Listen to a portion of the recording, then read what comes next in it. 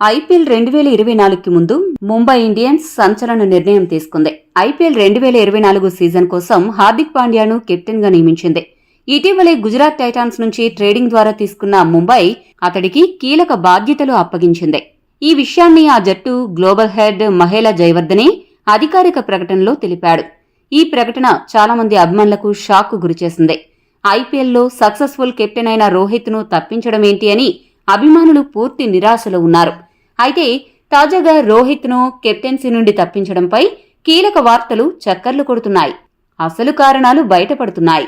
ఆ వివరాలకు వెళితే ఐపీఎల్ 2024లో ముంబై కెప్టెన్ గానే కాకుండా పూర్తిగా ఐపీఎల్ నుండే రోహిత్ శర్మ తప్పుకున్నట్లు తెలుస్తోంది.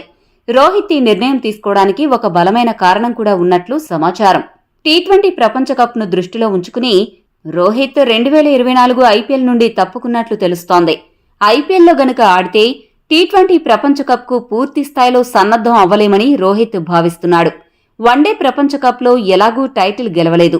ఇక ఆఖరి ప్రయత్నంగా రిటైర్ అయ్యే ముందు టీ20 ప్రపంచ కప్ లోనైనా టీమిండియాకు టైటిల్ సాధించాలి అని రోహిత్ భావిస్తున్నాడు.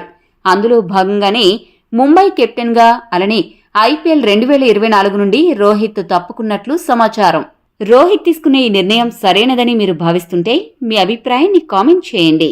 మరిన్ని స్పోర్ట్స్ అప్డేట్స్ కోసం మా ఛానల్ను సబ్స్క్రైబ్ చేసుకోండి.